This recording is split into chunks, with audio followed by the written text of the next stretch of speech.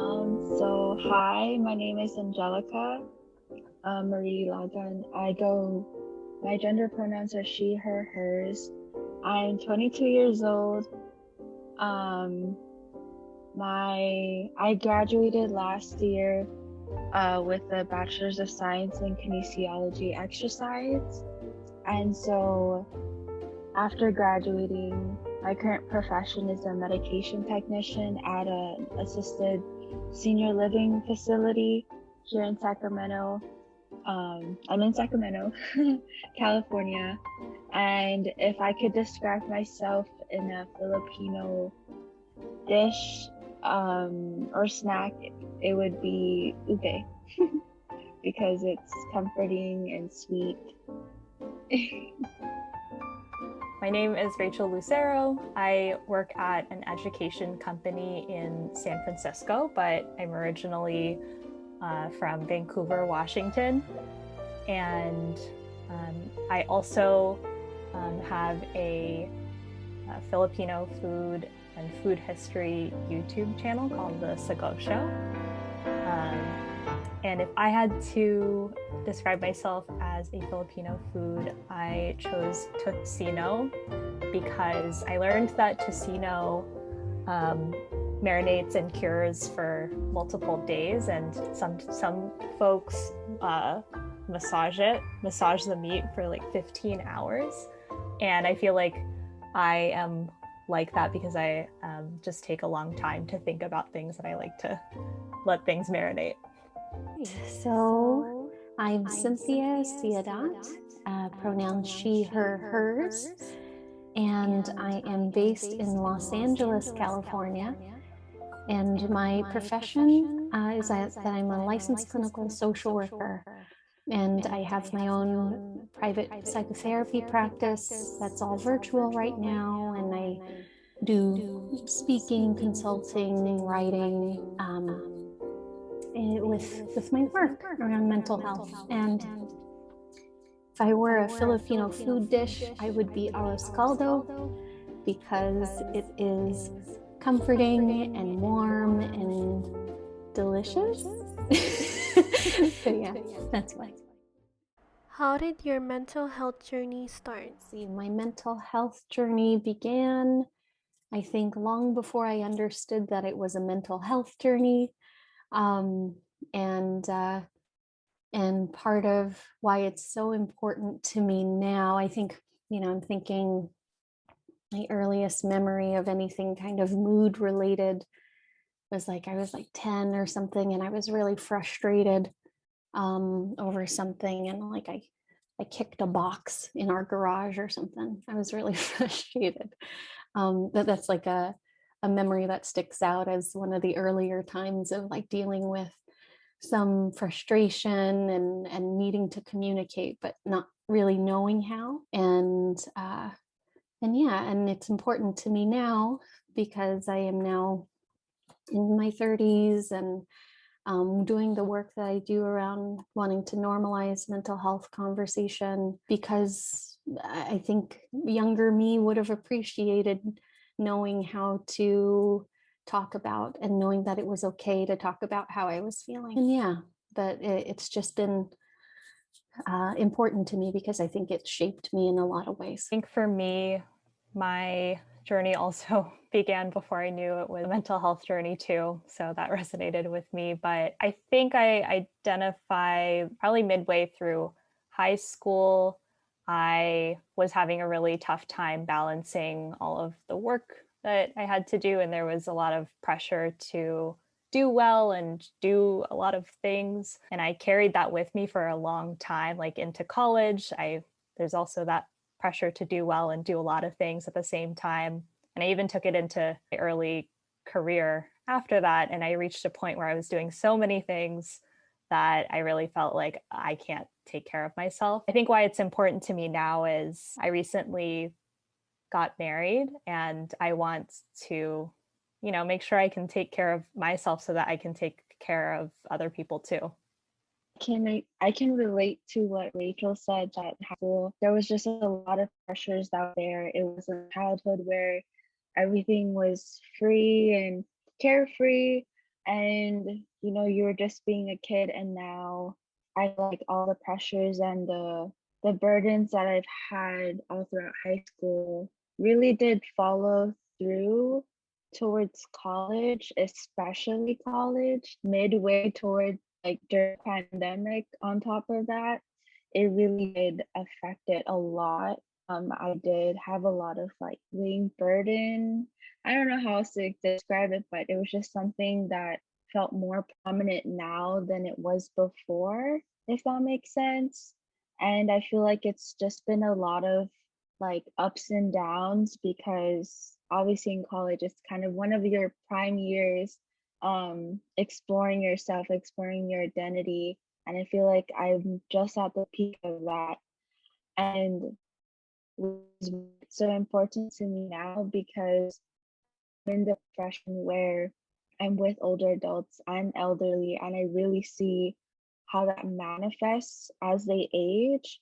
And so it's pretty crazy to reflect that on myself and seeing how would I be able to take care of myself with the work that I do, and also manage my social life and like day-to-day things. So especially now more than ever, it's important to me to really try to work on myself and work on that aspect of mental health. How do you understand your Filipinx culture? My understanding of my identity has definitely morphed a lot over time. And the way that I sort of look at it now is that I think of it as like I'm trying to kind of return back, or like I guess I would say, I feel like I've been pretty lost, and far from my identity for a really long time. And in the past 5 years have slowly been trying to get it back.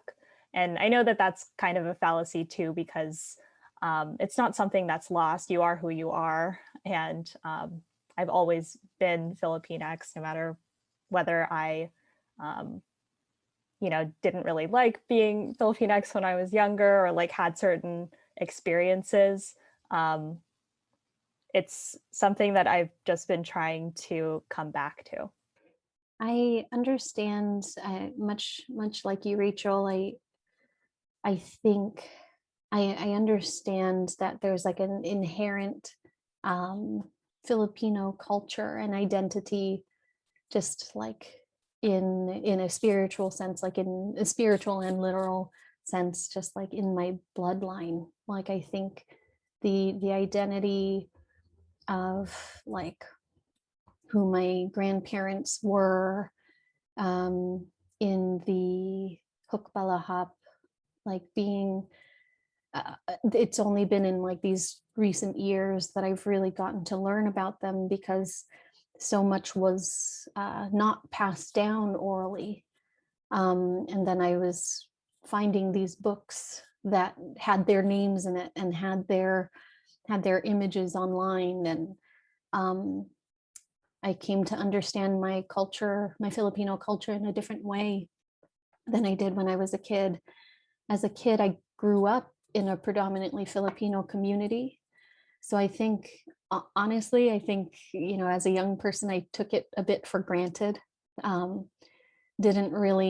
We didn't really talk about it very much. We just like did it. It was very, like my small Catholic classroom was predominantly Filipino, and everybody's kid was everybody else's kid to scold. Or like, there's a basketball game, we do have arroz caldo in the concession stand, and lumpia, and all, like it was just very, very normal. And like I think it really changed for me when I got to college, because I went to a college that was more probably predominantly white, and was quite confused. I didn't know. It was almost like I showed up and I didn't know how brown I was. And that was really confusing. And at the time, I was just journaling about this today. I was not as embracing of my Filipino culture. In college, I was like, well, I just came from that. I want to like diversify my friend group, and like I did. And at the neglect of this other part of me, this other side of me. And as far as identity goes and how this all connects for me with my mental health journey, I do notice that college is when my depression got real bad. As I started to get further and further away, felt lonelier and lonelier. As a kid, not really thinking about it because I'm always surrounded by aunties and uncles and, my friends who are basically like siblings. And then more recently, coming to know about my identity connected to my grandparents has given me a greater sense of mental wellness. I feel like, my core isn't just built on this like little frail thing. It feels like my core is built on something really strong. So that's how I see and understand my Filipino culture. The way that I've learned to come to understand my Filipino identity and culture, I feel like in that I'm from Hawaii, it wasn't something that I really embraced. It was just there. Like I never had to really label myself as being Filipino because my whole community was Filipino. So it was never something that I had to point out because we were the majority. I think that journey through really embracing that part of me really started in college because of how that community started to shrink. And I had to find a sense of belonging with friends and like clubs to learn about my culture or to learn how to embrace it and to dig deeper. And it was a weird journey because I started having a lot of regrets because of the fact that I never had grandparents growing up. I just had a grandma. And at that point, she was, the typical Filipino grandma that flies to and from the US and to the Philippines, that I never really got to talk to her about our culture or about our family lineage, which is similar to what Cynthia like pointed out, that it was never an oral history. Like there was nothing shared orally or through books or through a lot of photographs. And I've come to realize that we have a lot of shame in our culture, that there are certain things in our past that never really likes to be talked about.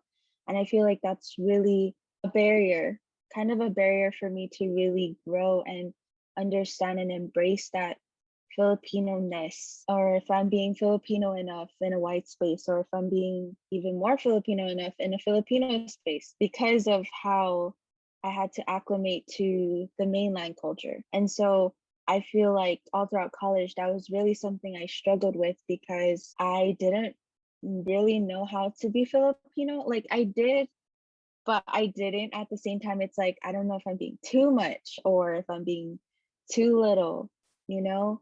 And so that was definitely something that I'm still working on and still trying to rediscover and learn to love, like the ugly parts of being Filipino, the history that came with it, and just, just learning it. I was thinking that what you both shared was interesting because my experience was growing up in a predominantly white city and really just seeing myself as Asian because that's how a lot of my classmates saw me, never thinking of me as Filipina, but just one of the 3 Asian kids at school. And so to hear you both talk about growing up in predominantly Filipinx communities, but then having a challenge when you go to college, I think that shows too that our understanding of ourselves really changes from space to space, kind of like what you were saying, Angelika, and depending on who you're around, I think like our perception of ourselves sometimes changes. And so it was interesting to hear you both talk about that. Growing up with a very, very Catholic traditional Filipino household, surprisingly, I feel like one of the values that I remember my dad especially telling me was to humble myself. And in a way where, surprisingly, I feel like one of the values that I remember my dad especially telling me was to humble myself. And in a way where I shouldn't have to boast about certain things. And so I never grew up thinking that certain accomplishments had to be shown or had to be acknowledged. And I feel like that really ties into my mental health and my self care because it felt like it wasn't like my dad was trying to degrade me in a sense, but it was kind of like maybe you should try and seek more. Maybe not valedictorian. If there's something higher than a valedictorian, maybe go for that kind of thing where it's like it seemed like my dad always or both my parents really wanted to push me, but it came off where is it not enough as to what I'm already doing? Is it not good enough? Am I not doing enough? And so it's that sense of enoughness, all these ness part of it. But I really think that shaped my understanding of mental health and like self-care because it took a lot of unpacking and unlearning, relearning in college, trying to understand that what matters isn't necessarily the grade or isn't necessarily like the result after that. Like that's something that can be rewarded later, but it's just what I try to embrace more now is just the progress of me getting there and how much I've accomplished just focusing on that because of the fact that yesterday I've accomplished nothing and now I did. And so I guess those kinds of values that I really try to take in so much, it's like I'm trying to unpack that and trying to unlearn that I do want to push myself to something that I want to do, but at the same time, really trying to focus on whether it's making me happy, making me feel content. A lot of what you said, Angelika, I resonated with me, like this idea of really pushing yourself and reaching for something better and bigger than what you're doing, and that resulting in a feeling of what you're doing is not enough, even though that's not true, really resonated with me because I think as a growing up, my parents really instilled also that sense of really striving to be the best, but also something that my parents left with me was you can make the most out of any situation that you're in, and that you're never a victim if you just, try to find a way to overcome it. And I think that the way that affected my mental health is that I always felt like it's always on me to make this work. I can do whatever I can. I can take it upon myself to be successful. And if I didn't do that, then I'm just being playing a victim. And I think that, that I get emotional now because I carry that with me to this day. So what I've had to work on is kind of like what you were saying, Angelika, is be okay with the progress that I've made. And when I'm really striving for something, to ask myself, is this because I really want this? Or is this because of something in my head telling me you have to do it? Like you have to push yourself to this limit. You have to be like the most successful and things like that. I'm just sitting here and nodding a whole lot because it really is, I feel like echoes of my experience as well. And I think just like both Angelika and Rachel, you're talking about these like striving. It's like the striving, the pushing, the reaching. I think I got a good more than healthy dose of that as well. And I think one of the values I think I grew up with, and it really is a beautiful value, is kapwa. I didn't know it as that, but I had it modeled for me a lot. And that idea that we're interconnected, or I'm you and you're me, and how that kind of shaped me was like, your success, I better be as happy for you as I would if it were my success. And if you're crying, like, I am going to go and be there. I'm going to drop everything. I'll be there, right there for you. And I think while that has had such beautiful like outcomes and has shown as really what I feel has made me stand out in certain workplaces as a service provider, because that focus was like, I am you. So like my focus is out here. I didn't really have a sense of like what was going on with me. And so, I mean, up until a few years ago, like I really got the sense like everything was out here. I was like barely aware that I had a physical body. It was just like, oh, this person's not happy. Like, I'm going to go do XYZ. They're still not happy. I must not be doing enough, not realizing like they're just unhappy because they're not happy. It's not me. That's not me, but there's like this kind of disappearance almost of me and who I was in the room. And the sense of like, if I speak in it's very selfish. So to call attention to me, to call attention to how I'm feeling, it's like, how dare you? How dare you talk about that when there's like so much going on over here? So it's still something I struggle with, like advocating for myself and my needs. And, I do feel like a cautionary tale of like somebody who pushed themselves so hard. And I mentioned earlier, I feel like now I've got this stronger core, understanding my family's history a little bit better, but that hasn't always been that way. And like, I think when, all these years of like, I'm going to serve, I think I built that structure on top of that world on top of something kind of frail and not fully developed, probably developed like to like a young kid's development of self. And then so when something really tragic happened, I really got sick and I really needed care. And, I talk about this, and even as I'm talking about it, I feel self-conscious, like that same kind of like, don't talk about this, you're so selfish, but I feel like a cautionary tale because all of that led me to a place where I needed to go to the hospital. I needed to get care. I needed to be, inpatient and be there and be like safe, to feel safe.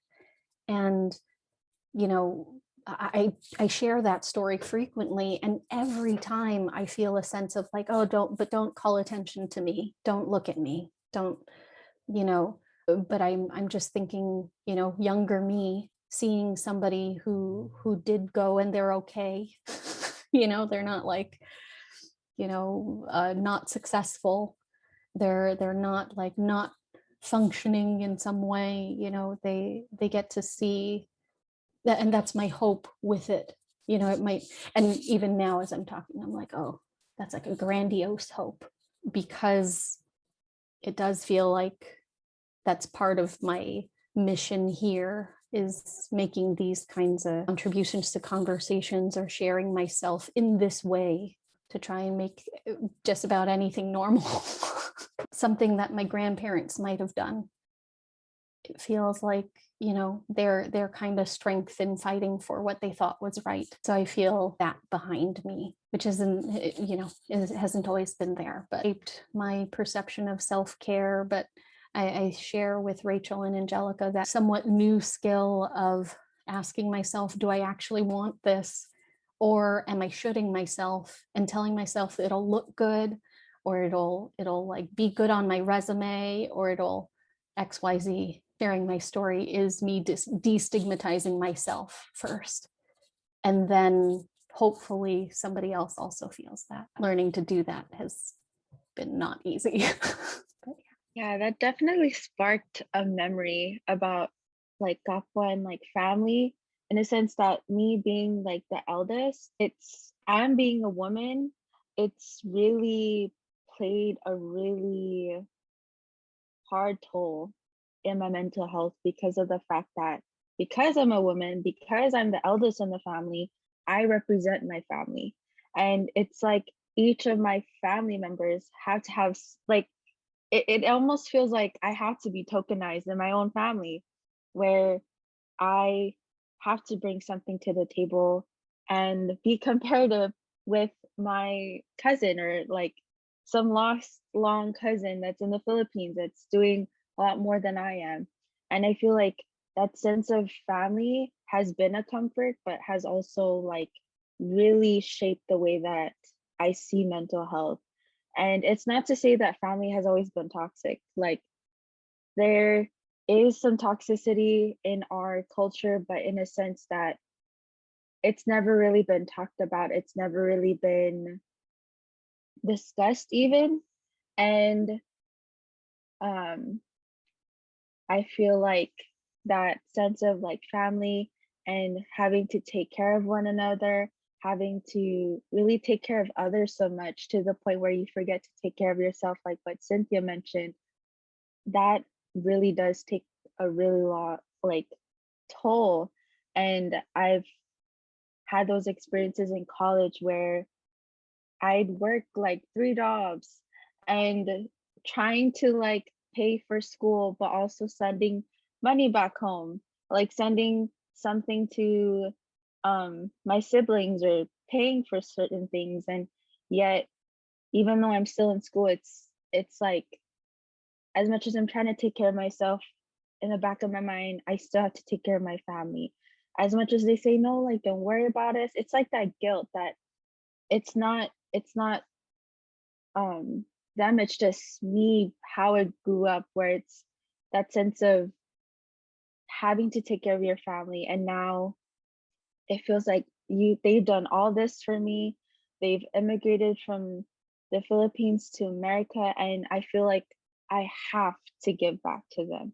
I have to do this for them. I have to be successful in the end, because if it wasn't for their sacrifice, I wouldn't be here. And so I feel like we've all carried this kind of burden that us as women, especially, like our nurturing and caring needs really does take a toll on ourselves, because we're not nurturing ourselves, we're not loving ourselves, we're not caring for ourselves either.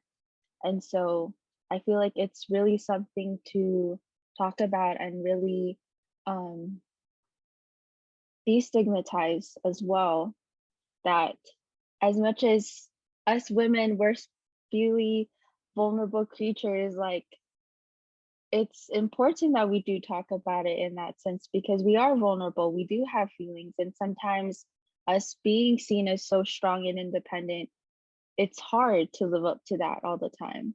It's hard to feel like we have to make a name for ourselves all the time. We have to be greater than the next all the time instead of just being me.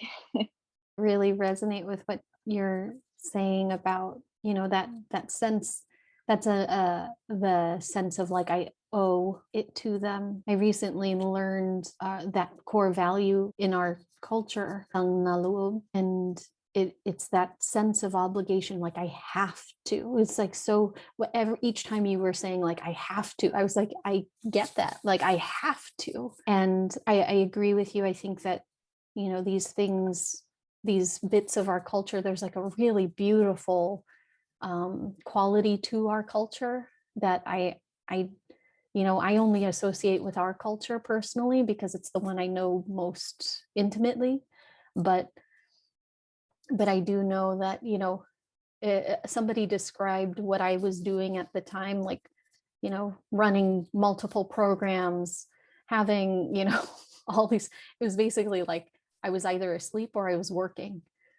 And so they would say somebody said, I can't remember who said this to me, but it was like I took the golden rule to the nth degree and just like kept going. and I do, you know, I think trying to balance the sense of obligation, like to its like healthy point, but then also trying to figure out what that healthy point is really, I find really tricky, because there's so much in my mind that's saying like, don't even pay attention to me. There's so much in my mind that's like, why are you even questioning this? Like, just go, like, just go with it. And so I think I do think it is so important that we get to talk about it, because it is like the more I learn about it and I hear from you all, it's so common. Something this made me think of too is how oftentimes these core values end up conflicting one another. What you both were talking about made me think about in my career journey, I moved to the East Coast, and so now I was like 2-3 plane rides away from my family. And at that point, I really thought, I am on my way to becoming successful, and this is what I want to do. And I was happy with my career path at that point. And at one point, my dad's health went really badly, and I realized I can't even fly back home quickly. And so I think about how, my parents pushed me to always strive for the best, and that brought me really far away from them.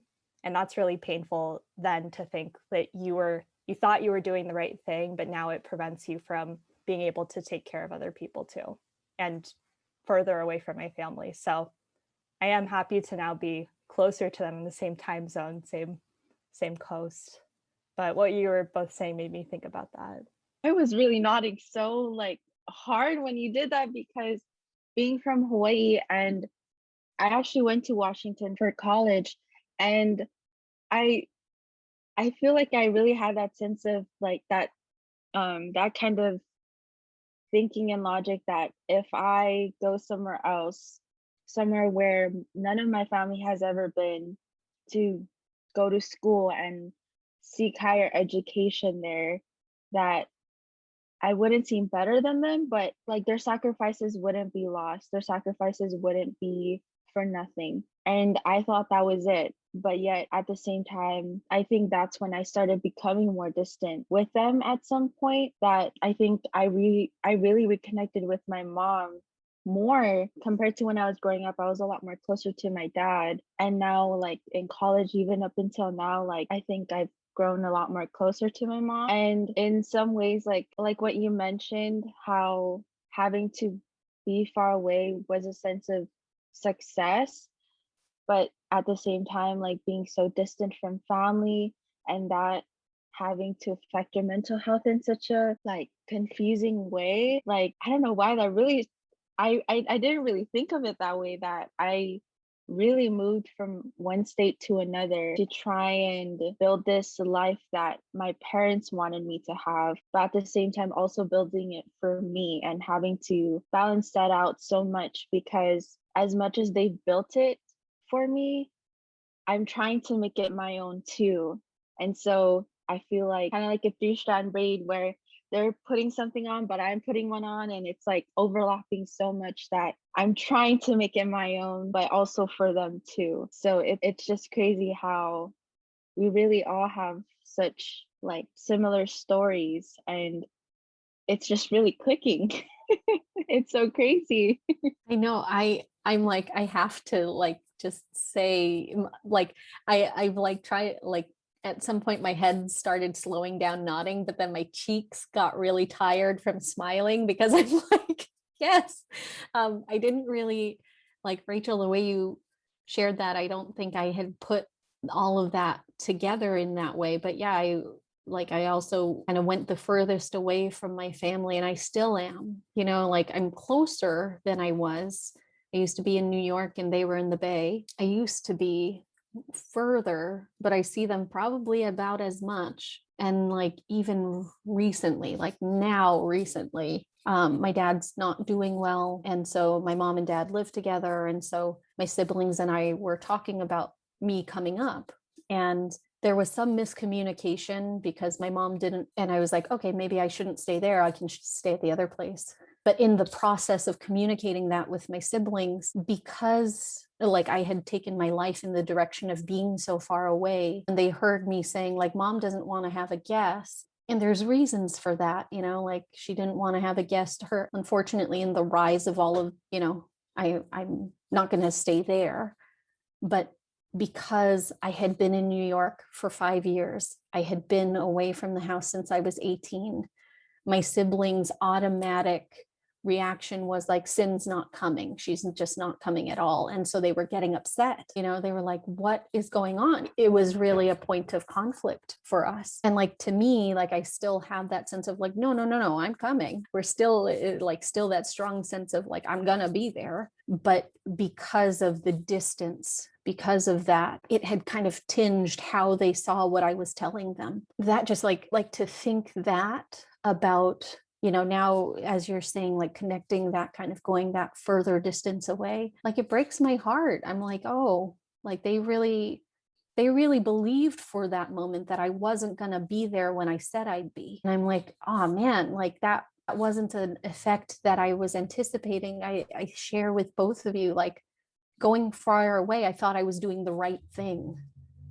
I thought I was like making them proud, you know, or doing right by them, them being my parents. This conversation is also making me make some sense of a conversation I had with my mom when I went to the hospital. And I remember apologizing to her over the phone, like I had done something to disappoint her.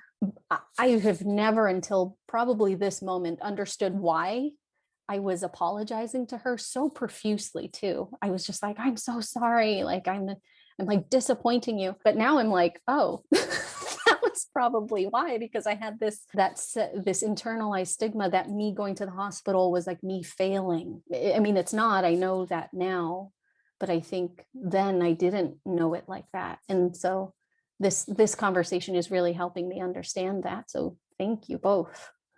Kind of transition into a question that came up when you guys were speaking, and it was this other cultural value that I want to bring up is this concept of hiya. I think if you guys are familiar or may not be familiar, hiya is generally defined and translated to mean shyness or shame, or related to pride, and it's usually connected to our own self-esteem or self-image. And I brought this cultural value up because when you guys were all speaking, all of the values are so interconnected that being able to destigmatize this word hiya is really important to have with everyone. And I want to hear how can we destigmatize this cultural value? I've understood hiya as shame. How can we destigmatize hiya? More so, I think more so in my understanding of it than like shyness is more like ashamed. And I think to destigmatize it, I think, you know, one of the things that I'm thinking, particularly just linguistically, is like there's not, I don't think that it's an exact translation. I feel like there's something getting lost in translation with hiya. I think like when I hear hiya, I also hear like humility. I also hear like a I don't know how to this gesture. It's like keeping it close. I like this sense of like why, you know, as a kid we didn't talk about like the disagreements we had in our home because it was like airing dirty laundry, and it was tied to our familial pride and an image. And so I'm not sure if this quite touches on what you're looking for in an answer, but I think there's something to me about the linguistic translation and not being like, I just don't know if it's an exact translation or if it's even accurate. But thinking about also the colonial kind of in influence on hiya with shame and the morality of shame. Because shame is talked about in the Bible as you know, Adam and Eve, and like they sinned and they, you know, they were hiding their shame, you know, like it was that. But I don't know that that's necessarily what our ancestors were after with it. And I honestly, I would love to know if anybody else has insights on that, but that's my thoughts. I can definitely agree when you mentioned humility. Earlier, I mentioned that like one of the values that my dad really instilled was being humble, and in a sense that not really putting yourself out there, not really like, yeah, like not really putting yourself out there because that's just how we were raised, like being humble and not boasting about certain things. And when I do, I, for some reason, whenever I hear that word, I just hear my mom or my dad saying, "Oh, you're so nakakahiya ka," or something like that. Like, it's like, oh no, like I did something wrong. And so I feel like to destigmatize that word hiya and trying to combine that sense of humility, it's gonna take a lot of work. And it's really work that needs to be done. And I feel like that word, as much as it is negative, there is positive behind it too, because it's been a part of our culture. And as much as people would like to have that erased, it's really built the way that we think of certain things. And that shameness is something that we should embrace, like with our culture and the past, especially.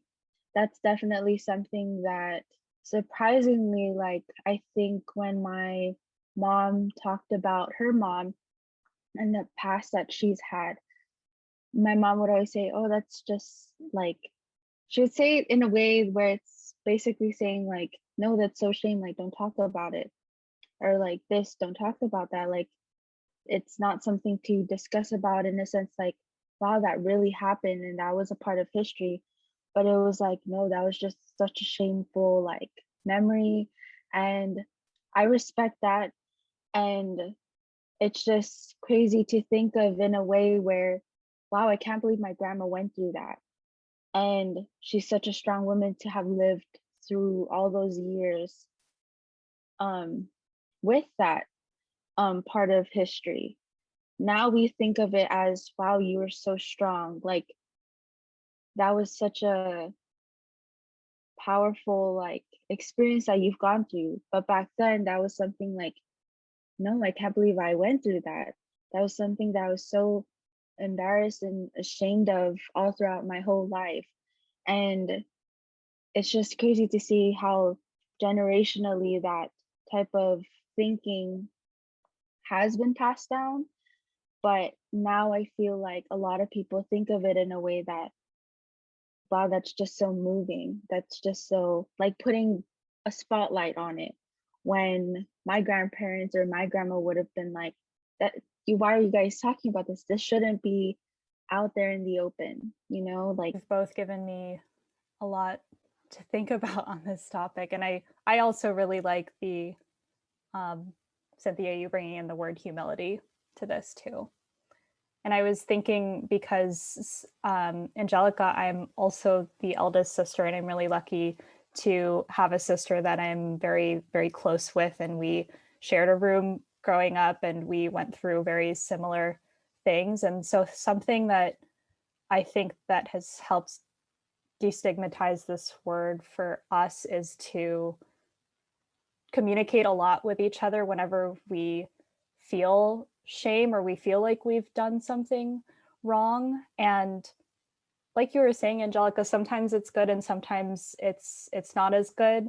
But talking through my feelings with my sister helps me break down sometimes, like, yes, you feel bad and it's okay that you feel this way. that doesn't mean that what you're doing is the wrong thing. And sometimes you need to make a choice that is for a reason. And so for me, talking with my sister has really helped me. The more I sit here and listen to you guys, the more I learn so much. And I think one thing that I could stick out, and thank you, Cynthia, for bringing it up and how everything got interconnected, was how you said, and Angelika, how what you brought up about humility is like one thing that I remember when I think about hiya is the phrase wala kang hiya. And then now as I think about it, it really does go hand in hand with humility, because our parents who, and I feel like we can all relate to, it's like growing up, we always hear that our parents are very strict and they're always try to tell us what to do. But as we like go into our history and learn about all these different values, we see that they're so interconnected in a ways that our our family, our grandparents, our parents wants to instill us to be more culturally aware, but making it kind of like a scavenger hunt for us. So yeah. I actually wanted to tie into this question of how do we bring then conversations like this to our family, because we know that the topic of mental health is very taboo like, and it's not often easy to just have a conversation about what's going on within the community, what's going on with us feelings wise, if we don't have a really good connection, or we still are developing that feelings with our parents and family. how how and what steps for us to really include our families in conversations to make sure that they're also inclusive.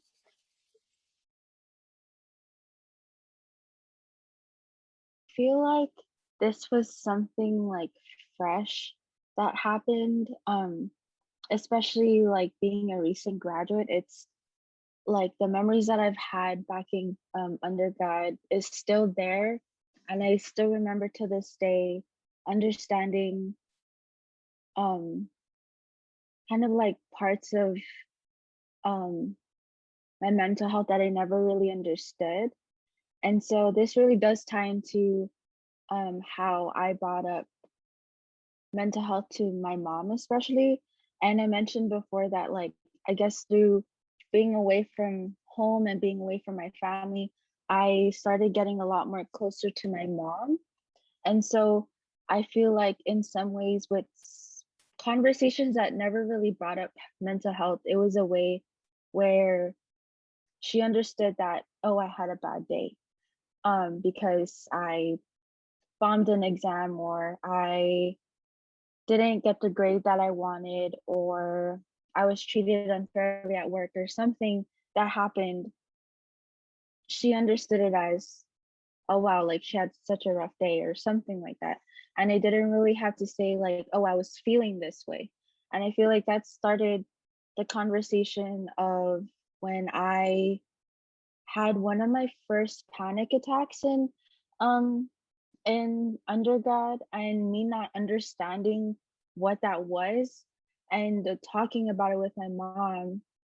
I started remembering that she had panic attacks when I was younger, and I didn't realize what that was, and I didn't recognize it firsthand. Seeing her have a panic attack or an anxiety attack, it started resonating with me, and I started reflecting on, wow, like this is what my mom went through, and I can't believe like this is it. Like I didn't know what to do at that moment. Like I really couldn't control anything that happened, and it just happens out of nowhere.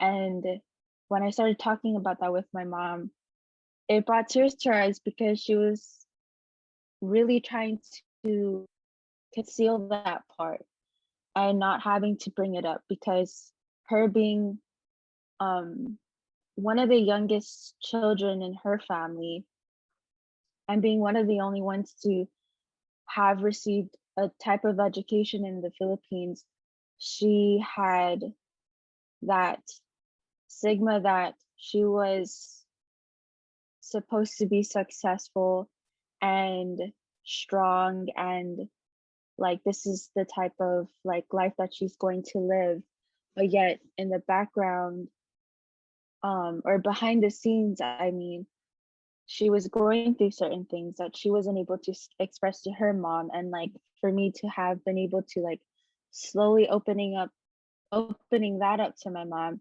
it's really gotten that ball rolling.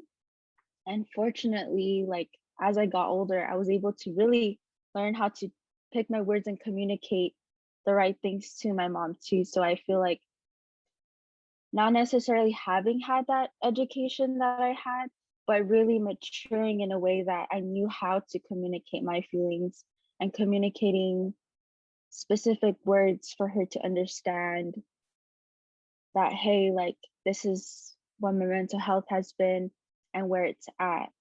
And I feel like that pinnacle moment really brought us a lot more closer because she started understanding certain things that when I was closer to my dad, and now we're not, like he doesn't understand that. And I think that's something that I carry around with, is that one conversation that I had when I finally opened up to my mom that I'm really struggling in undergrad. It's not all these pictures that you see at me creating this luau or me being the president of this club. It was that in the inside, I felt not content because I didn't know how to explain why or the pressures that I had, and they didn't see that part. And so I think it's important to learn how to communicate in a sense that you don't have to say, I'm feeling this way, but really trying to bring that up to your families. I feel like as much as there is that hiya and that shame behind mental health, it is important to bring up to them because like me, and I'm pretty sure many others, I never knew that my mom had certain things that she was going through until I had that conversation. And that's something that before I regretted not talking to her about, but now realizing it, it's like, wow, I really wish I told her sooner because I wouldn't have all these like mental breakdowns and panic attacks and boy troubles and all that stuff that happened in undergrad. And so as much as it is something that in our culture it's traditionally not shared and talked about, it is really important to really start discussing that and learning how to navigate through that, because it is a journey to go through and it's something that should happen. And I think it's some kind of workshop that should happen. And with posts like in like with reclaiming Filipinx, I think that's right. Reclaiming Filipinx identity. I feel like I mix up the words all the time, but I feel like content like that, and whenever I share it, it's funny when some relatives on Facebook like would say like, "Oh, what is this?" Like, da da da da, da. And it's like, "Oh, let me tell you about this." And so it's just funny to like really showcase those kinds of content and having them question, because that's how you get a conversation happening, is when they start questioning, and that curiosity that we all always have. I think, Angelika, you did a really beautiful job of explaining. Honestly, I have just this memory of like the two words "stop crying" like just reverberating through my memories of childhood. And I think because of that, it makes me really emotional and charged when I talk to my parents about my experiences in mental health. And so for me, my experience has honestly been to set a boundary where we talk about it when we're both okay to talk about it, and finding times where we're going to have a conversation about this, and sometimes accepting on my behalf, like, okay, we both think differently about this, and that's okay. I'm not going to go into a spiral today because of that. So I've had to kind of set a boundary But Angelika, I really appreciate you. My family. So I'm not sure about the rest of you, but I was definitely the first in my family to go through with like therapy or medication therapy or, you know, any of that. I was the first in my family, and I started around the age of like 20 something, 22, 23. And I know that anytime I would bring up what I was working on or that I was going to therapy to my family, the messaging that I would receive was was I left hearing it feeling really ashamed, because it would sound like, oh well, you know, sin, you know, that's for sin, that's not, you know, of course sin needs that, you know, like there's like this understanding of sin being weak in some way. And it took me a long time to understand that I'm not. I mean, that there are times of weakness for sure, but that me, myself, who I am is not weak. And I think a part of that has been, I'm so like appreciative of the two ates here. I'm bunso in my family. And so there's a lot of stuff that comes with that. Of like, you know, you got to do everything that you wanted, or, you know, and while that was true for me, I think it still came from these places of like wanting to make mom and dad proud. It came from like, I want to do well, not because for the reason that kids want to do well is so their parents are proud. And I was 22, 23 when I first went in to therapy, and over the years would hear like my mom like want to pray with me to St. Jude, light a candle, and to a degree they were comforting. Like I don't get me wrong on that. Like I did find lighting St. Jude's candle really helpful sometimes, but I needed more. I needed other things than that. And so going from there, so being in college to now I'm 35, and by now I grew up with only my immediate family, so it was my parents and my two ates, and I think 4 of us of the 5 have now at some point gone to therapy. And I feel really, I mean, I don't want to take credit for their going. I think they deserve the credit for going, but I do know that I did at some point along these like 10 or so years make a decision that I was just going to hold space for them to go at some point, and just like not let it deter me from talking about feelings, about how I was feeling, not necessarily like, you know, probing theirs. But I do think that, you know, I'm still met with some resistance around it, because it does have the stigma in my family of being a marker of weakness, that you have an emotional reaction to something, where I don't know who's ever been scarier than my mom getting mad. You know, it's like, that is definitely not a sign of weakness that like shook me to my core. So, you know, it's like, it was so, you know, and it's funny now, more recently with what I was mentioning, my parents just went through, my mom's experiencing some anxiety about being home and feeling fearful. And the tragic incident that led to me going to the hospital was an incident that left me feeling fearful. I was threatened at work. And so I was really fearful. And my mom and I were on the phone the other day, and she remembers a part of my story being like me locking myself in my room and like crying, because I like didn't want to leave the building for fear that person was there. And my mom called me one day and she was like, oh my God, I understand now what that was, what you were going through.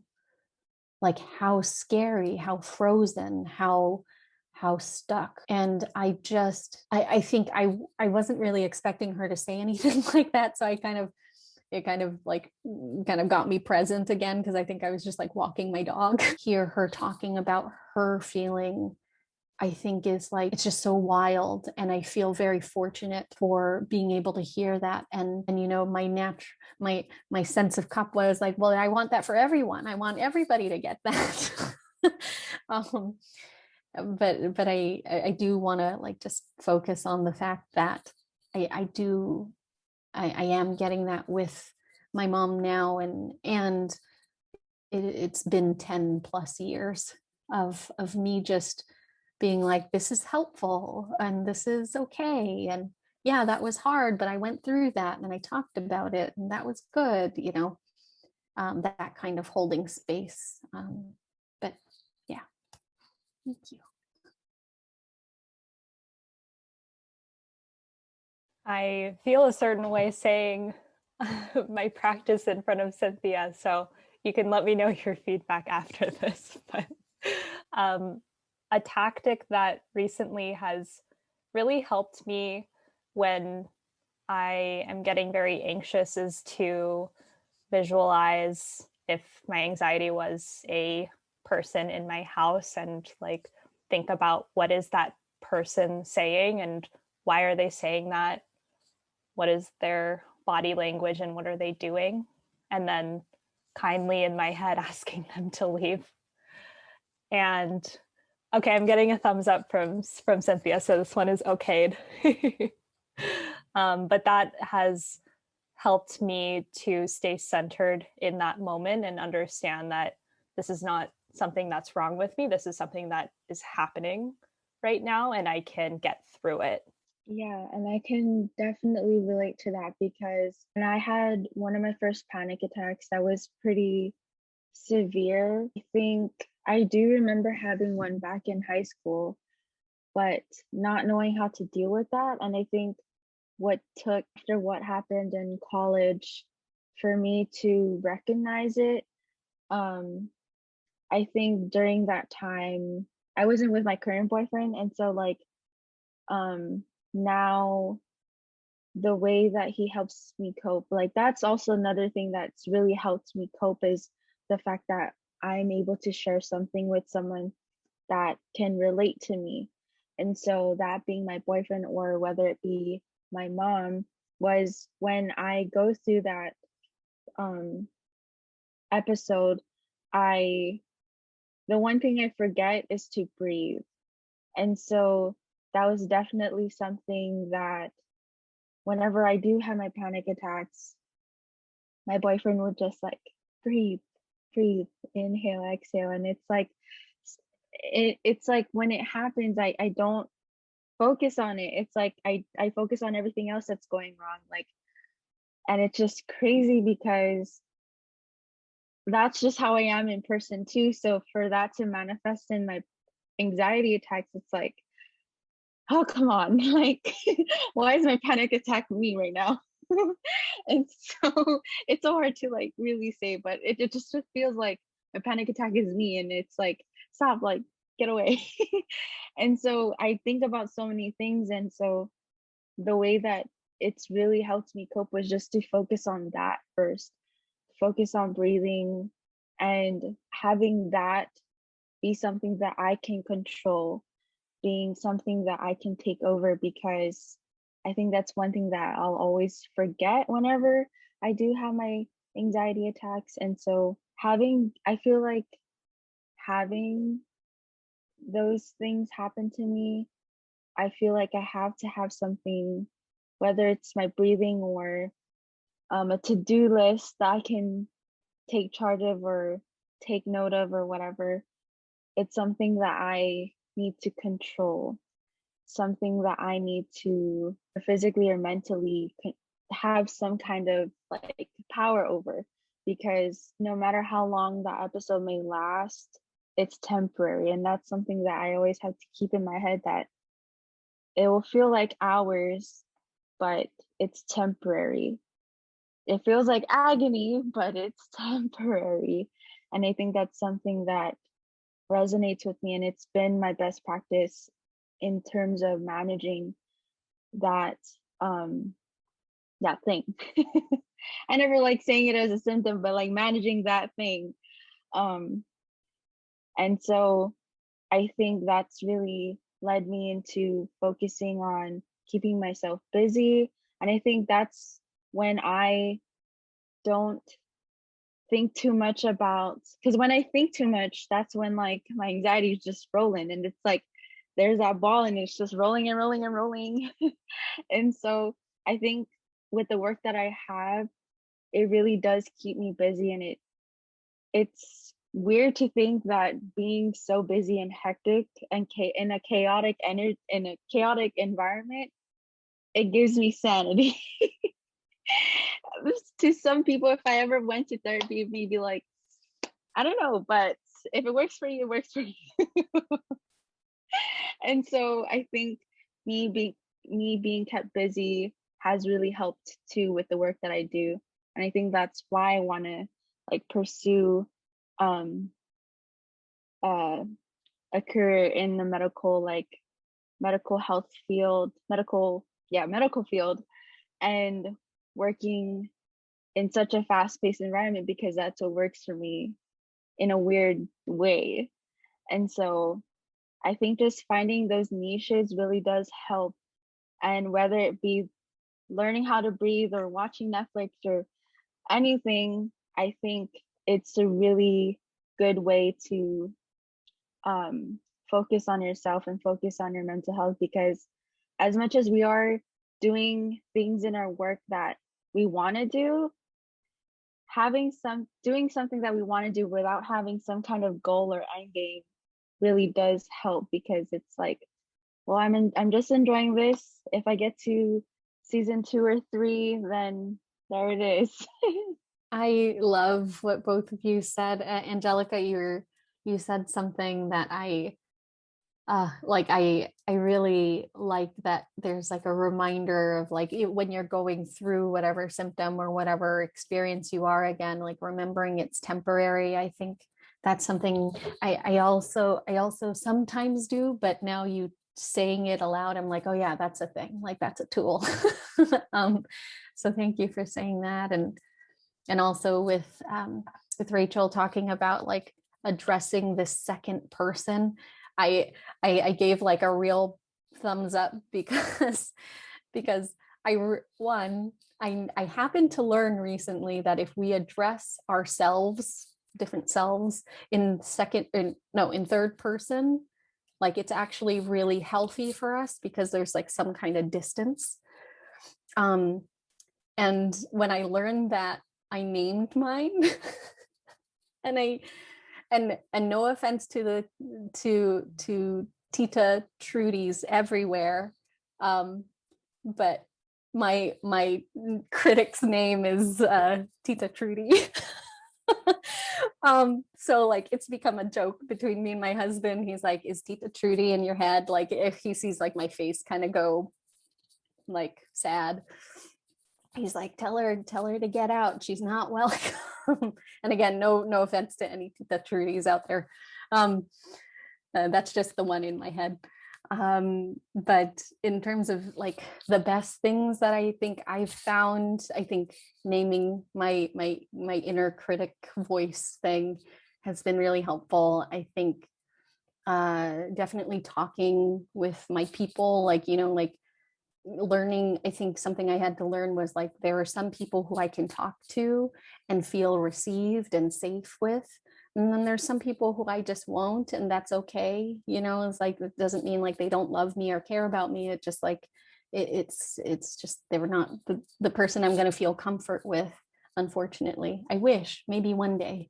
And then I learned something at some point about like, if we relax our muscles, we can kind of ameliorate the stress of really intense emotion. So I have these cues on my phone that go off like throughout the day, and like asks me how my shoulders are doing and how my jaw is doing and my body, and like really just looking for any kind of like tense parts and relaxing those. I am somewhat of a serial crafter and hobbyist. My best friend can't keep track of the things I've tried. Like I learned how to juggle and recently was sculpting. Like never a day in my life have I done any of these things, but I just like Angelika, you were saying, it's like this thing I can control. Like when things feel so uncontrollable, it's like the thing I can control. And even if I don't know, I can generally figure it out. So yeah, those are my things. Thank you, everyone, for sharing. And I actually, I love everyone's answers combined. I think reminding ourselves to breathe, the third person, and the cues on the cues out. That's all creative ways to allow ourselves to just decompress.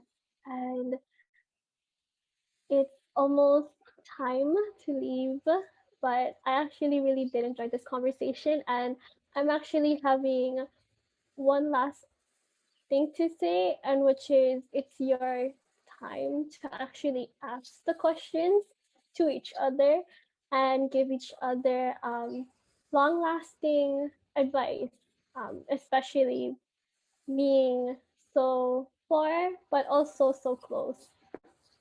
Just want to say to the ates that, you're if you happen to be the first in your family to be going through your mental health journey, I just want to thank you on behalf of your bunsos, because that's really, really cool to get to see older sisters taking care of themselves. That's a good thing. I don't know why, but last thing that I'll ever say. But I think the first thing that I saw when I saw the document was like seeing your guys' ages and saying like, oh my gosh, like what would a 22-year-old have anything to say? Because I haven't lived through it yet, but it's just crazy that, I mean, like I said, like we've all gone through the same thing or are going through the same thing, and having like an ate and a manang to like really affirm the things that we've all thought about and that we've all said is really like wholesome and comforting, because I'm pretty sure for people that are listening to or would be listening to this, it's like there's something that we've all said that will resonate with someone. And I think with every opportunity that I would get with having to share certain things like this, as much as I have that here, like it feels like I'm doing my part in our society and in the community that we have, that if it weren't if not me, then who? And I think that's one thing that I've kind of learned in college, that if it's not me, then who else would do it? And I think it's important that we do have things like this and outlets like this to really grasp certain topics that we don't normally talk about every day, and for people to really participate in it. It's really a great experience, and I appreciate that we've all gotten this opportunity, and I got this opportunity to really like share things about me that not just my close group knit of people that I love and care about know, but now like other people do. And it's that vulnerability that is scary, but I'm glad I'm doing it because it's something that we're all growing. Like, I don't know. I think I have the same nodding profusely thing and cheeks sore from feeling what you all have been saying.